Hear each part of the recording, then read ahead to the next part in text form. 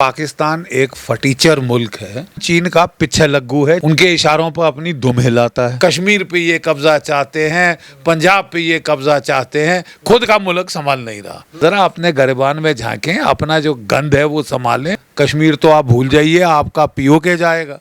और अगर सीधी उंगली से नहीं आएगा तो हमें उंगली टेढ़ी करनी भी आती। पहली बार तो 2 टुकड़े हुए थे, अब तो 4 हो सकते। चीन ने देखा कि जब भारत ने पाकिस्तान पे पलटवार किया और पाकिस्तान हक्का बक्का रह गया, खासकर बालाकोट की स्ट्राइक के बाद, तो चीन खुद कूद पड़ा लद्दाख में। तो क्या हुआ, उल्टे बांस बरेली को पड़ गए। 370 में क्या बुरा है, बिल्कुल सही। बहुत पहले, कई दशक पहले हो जाना चाहिए था। प्रबुद्ध सरकारें हैं, वो कमेटियां और जांच नहीं करती रहती, वो ठोस एक्शन करती हैं। देर आए दुरुस्त आए। लोकतंत्र की जननी वसुदेव कुटुंबकम के नारे के साथ G20 का आयोजन कर रही है। ये शायद पहली दफ़ा लोगों की नज़रों में आया है कि कोई अंतर्राष्ट्रीय आयोजन दिल्ली और आगरा से दूर कश्मीर, अरुणाचल, पंजाब, मध्य प्रदेश, उत्तराखंड हर जगह पहुंचा है।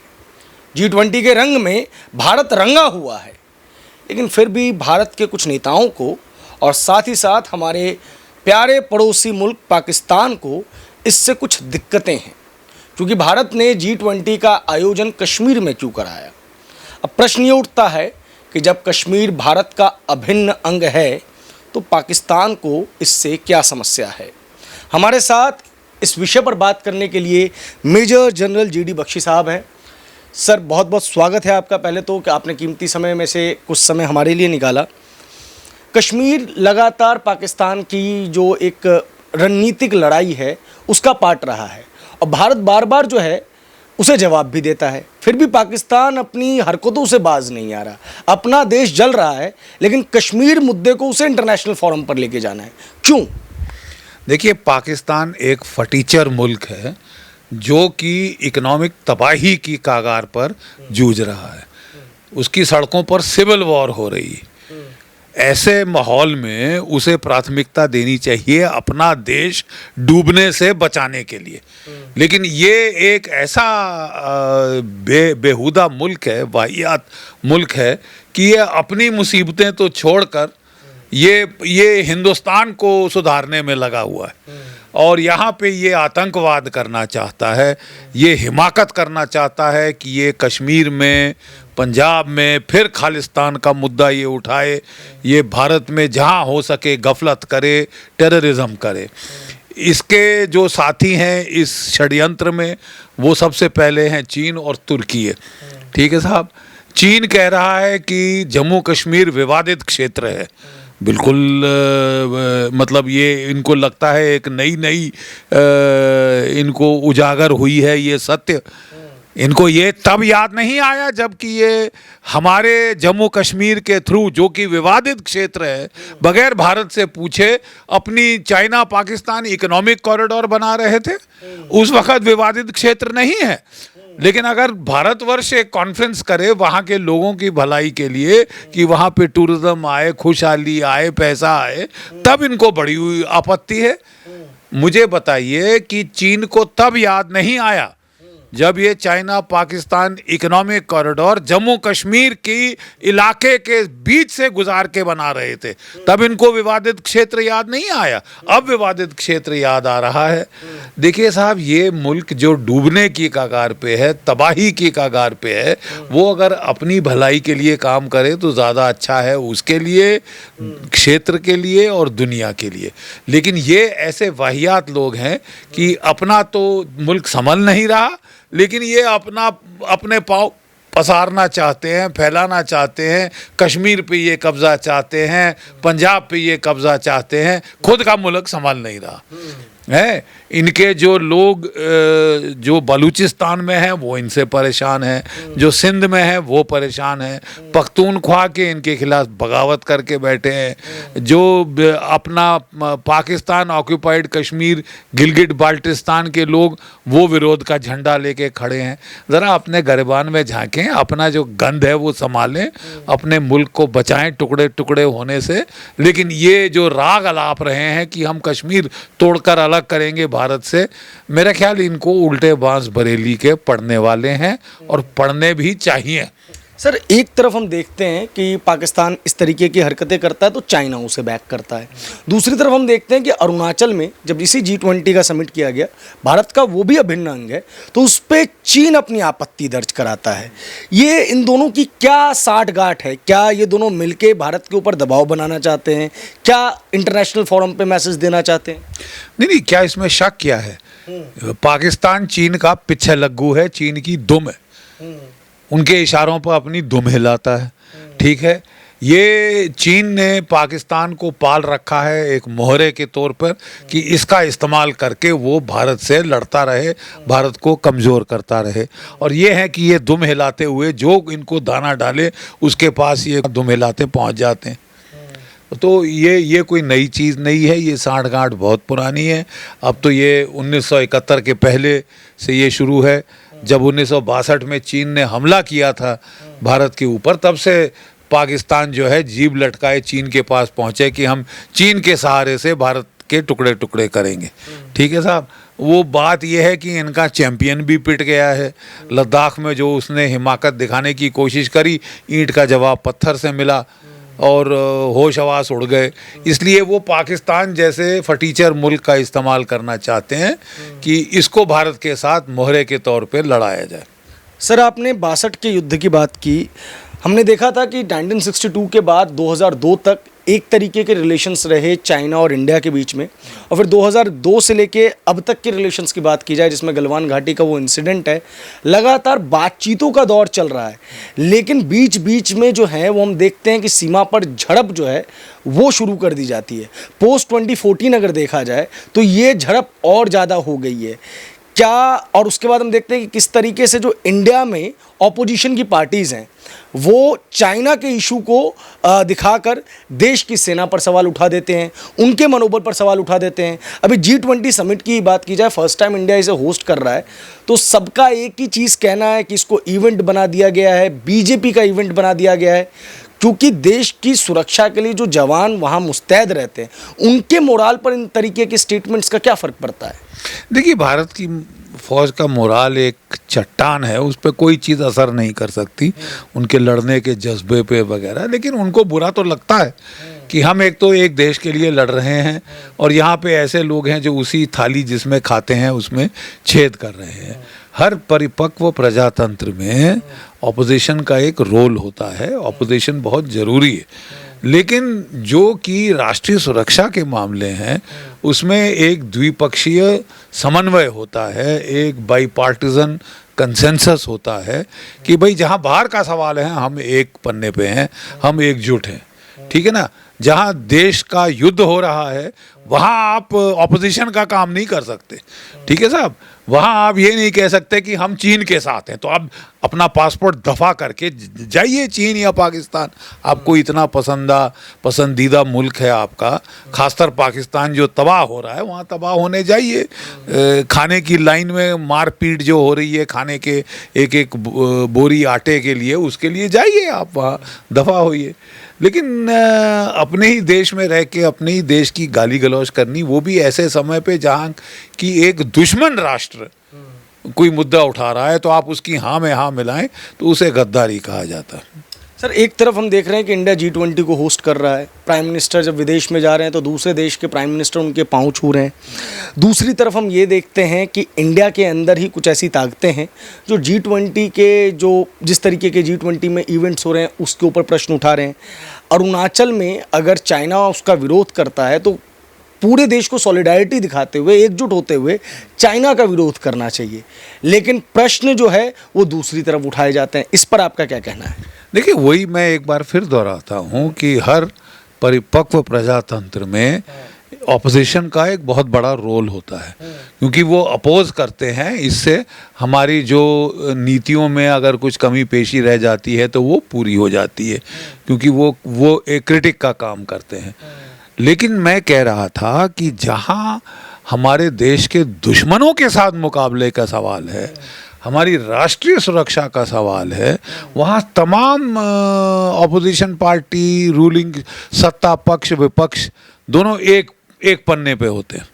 ये हम देख रहे हैं, बड़ी हैरत की बात है कि ये सीधी सादी जो एक असूल है प्रजातंत्र का, वो लोग हमारे देश में भूल गए और वो अपनी लड़ाई किसी भी हद तक ले जाना चाहते हैं।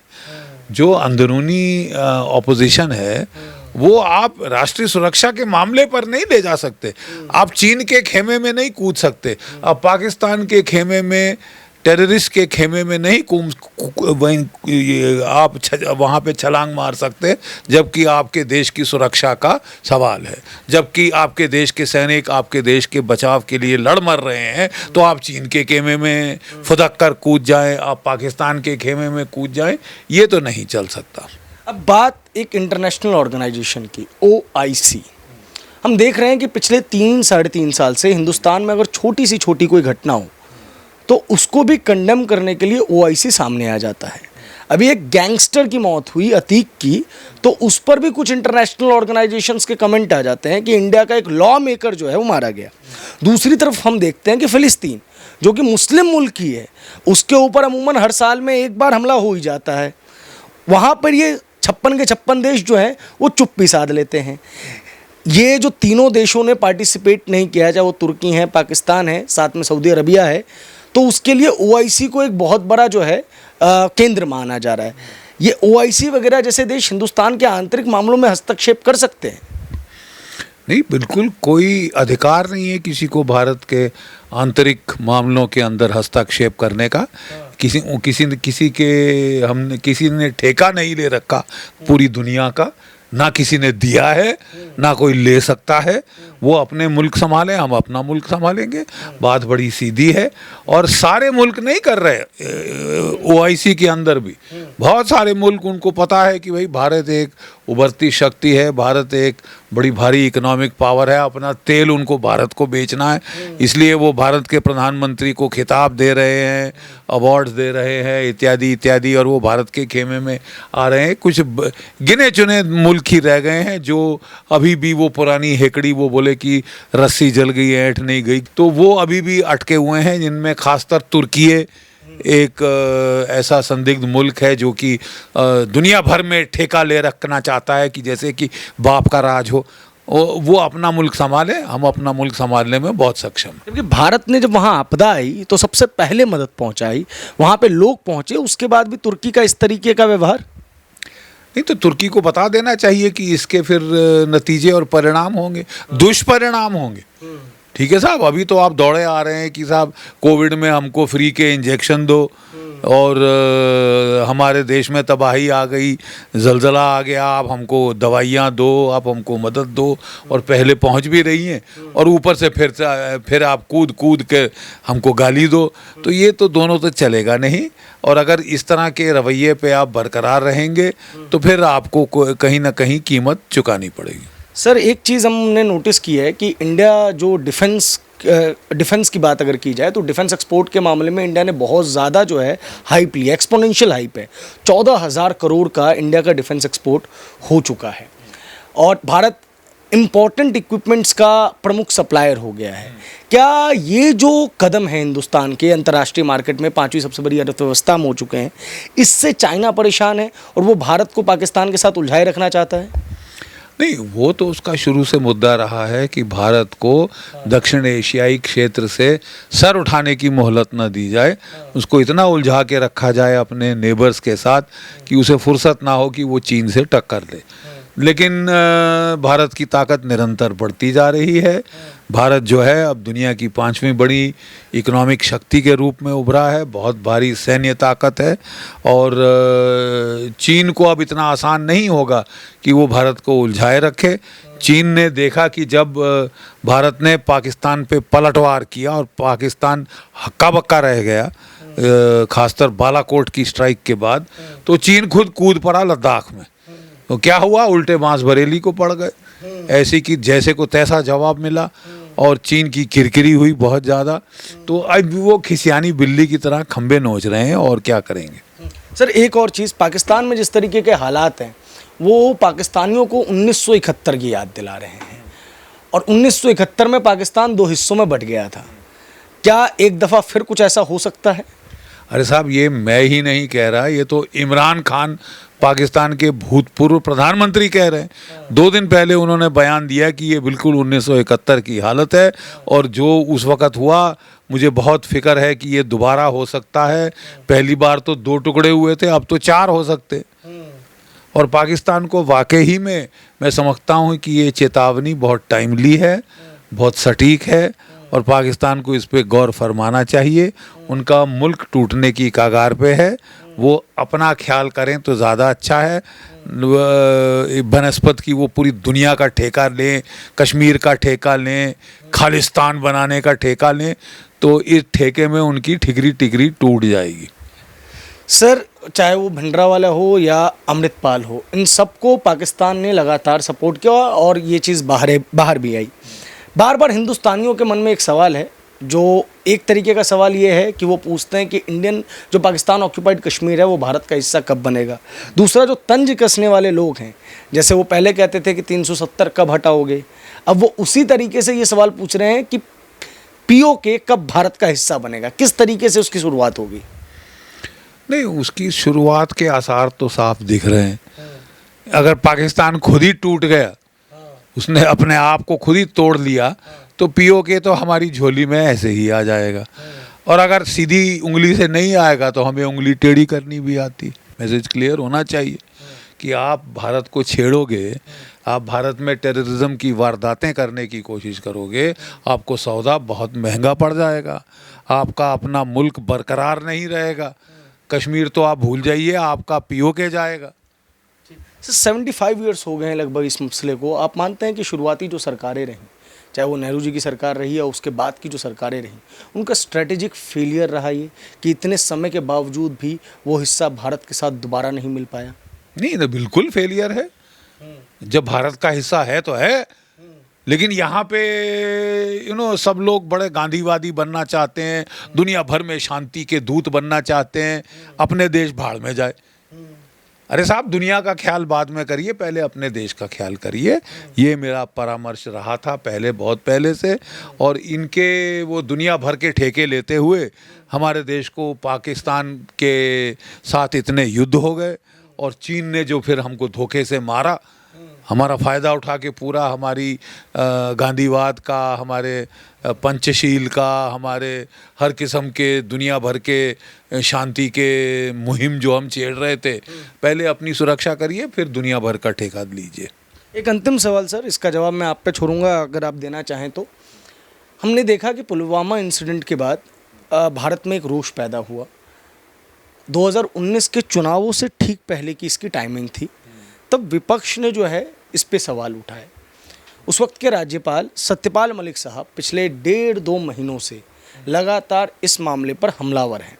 आप चूँकि डिफेंस एक्सपर्ट हैं और कई डिफेंस एक्सपर्ट्स उनकी बात का खंडन भी कर चुके हैं, आपकी इस पे क्या राय है, और जनता को आप थोड़ा समझाएं कि ये पूरा का पूरा मसला है क्या?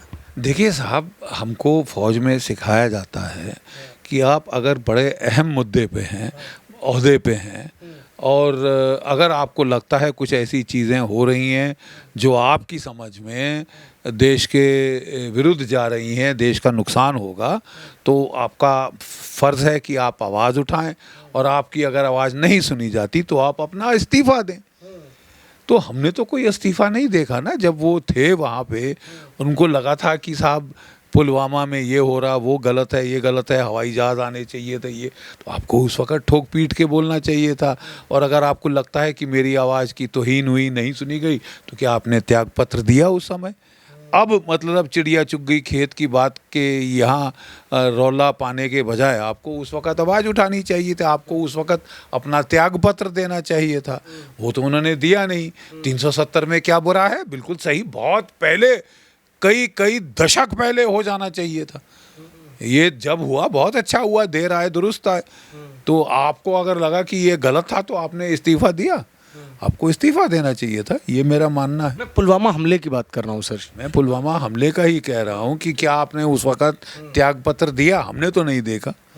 सर चूंकि डिफेंस के बारे में ज़्यादा चीज़ें बाहर नहीं आती, लेकिन फिर भी कई किताबों के माध्यम से ये तो ज़रूर पता चलता है कि हर छोटी बड़ी घटना के ऊपर कोई ना कोई जांच कमेटी बनती है, जिसको सेना के ही जो उच्च लेवल के अधिकारी होते हैं वो उसको मॉनिटर करते हैं, और जो उसमें दोषी पाया जाता है शायद उनको सज़ा भी दी जाती है।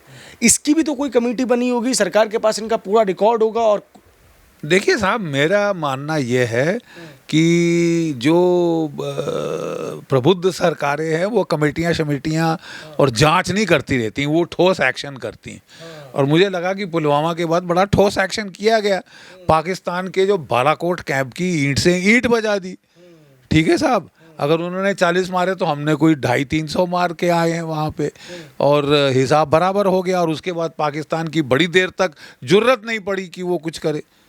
ठीक है, तो ये कमेटी मतलब बिठा देने से, इंक्वायरी करने से क्या फ़ायदा? ठीक है, वो मतलब टाइम वेस्ट की बात है। कुछ ठोस करिए कि दोबारा ना हो। आपने बहुत लंबे समय तक जो है वो सेना में अपनी सेवाएं दी हैं।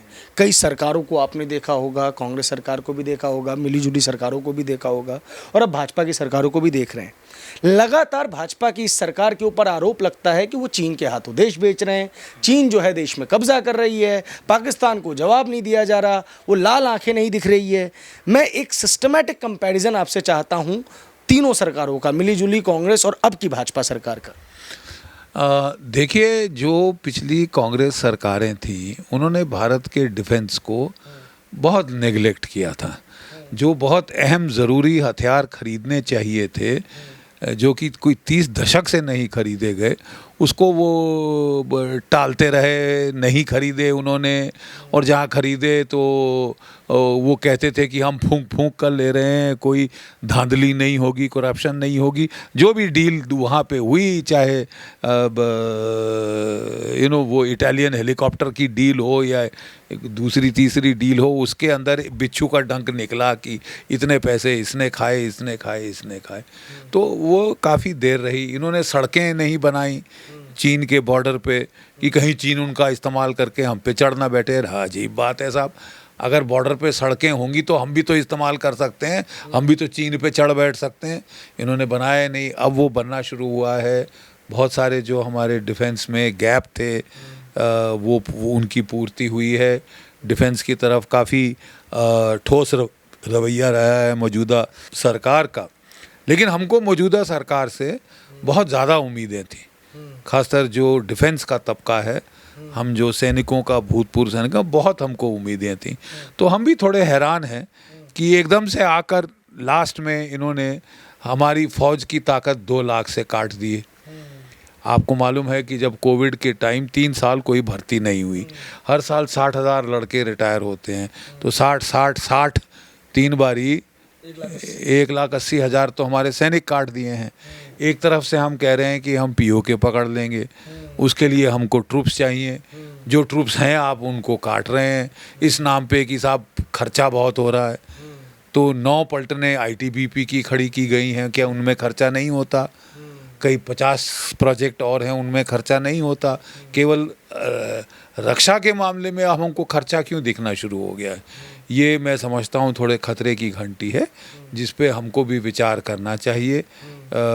जो हमारी अग्निवीर की स्कीम है, इसमें भी बहुत सारी ऐसी चीज़ें हैं जिन पे पुनर्विचार करने की ज़रूरत है। मुझे उम्मीद है ये किया जाएगा और भारत की ताकत किसी भी हालत में कम नहीं होने दी जाएगी, खासकर ऐसे समय पे जबकि चीन और पाकिस्तान और तुर्की बहुत आक्रामक तेवर अपना रहे हैं। बहुत बहुत शुक्रिया, बहुत बहुत धन्यवाद अपना कीमती समय हमें देने के लिए सर। इस वीडियो पर आपकी जो भी प्रतिक्रिया है कमेंट बॉक्स में ज़रूर बताएं। कैमरे के पीछे हैं प्रसन्नजीत झा, आप देख रहे हैं ओ न्यूज़ हिंदी। मेरा नाम है प्रभात रंजन मिश्रा।